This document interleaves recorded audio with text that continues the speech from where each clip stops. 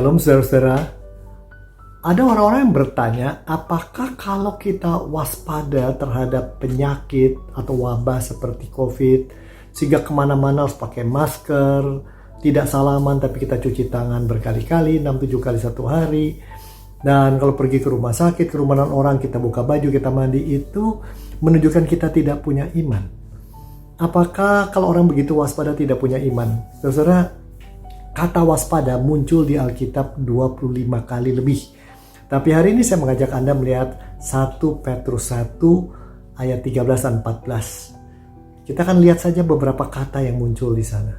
Saudara, bisa dikatakan pertama-tama dikatakan waspadalah, ya, dikatakan waspadalah. Arti dari waspada di sini adalah artinya kita sadar dan jangan ketiduran. Maksudnya sebenarnya itu bahasa aslinya. Tapi saya katakan yang berikutnya lagi, kalau orang waspada dengan beriman, bedanya gimana nih? Apa kaitannya? Nah, kita menyadari dulu bahwa beriman itu bukan hanya percaya Tuhan ada, Tuhan baik, Tuhan punya hukum-hukum, kita patuh, bukan. Beriman itu artinya belajar kita mempercayakan diri pada Tuhan. Itu dulu. Dan kedua, kalau orang beriman itu maka relasi dengan Tuhan begitu dekat, dia mencari kehendak Tuhan. Itu yang paling penting, bukan kehendak diri sendiri atau pendapat orang lain atau suara populer, tidak, tapi kehendak Tuhan. Yang ketiga, seorang yang mau mempercayakan hidupnya dalam tangan Tuhan dan mau mencari kehendak Tuhan harus waspada. Loh, kenapa waspada? Karena ada kekuatan lain di dalam hidup kita yang coba membuat kita lepas dari mendekat pada Tuhan, mendengar Dia dan mempercayakan diri. Itulah di dalam 1 Petrus 1 ayat 13 dan 14 dikatakan gunakan akal budimu juga gitu ya. Ada kata akal budimu.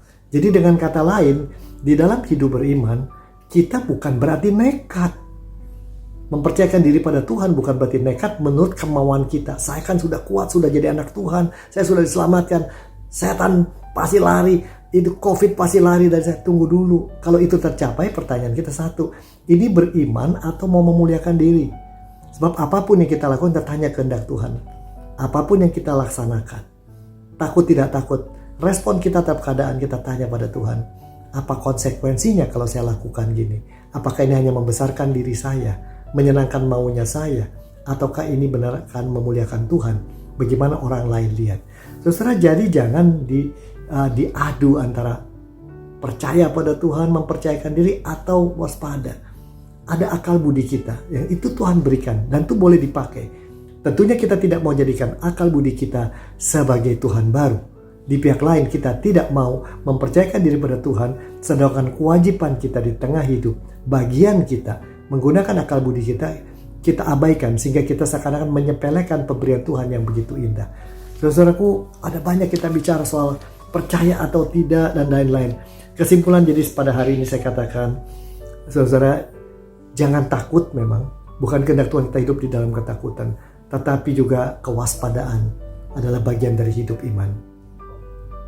Tuhan berkati Anda, Tuhan jaga Anda. Amin.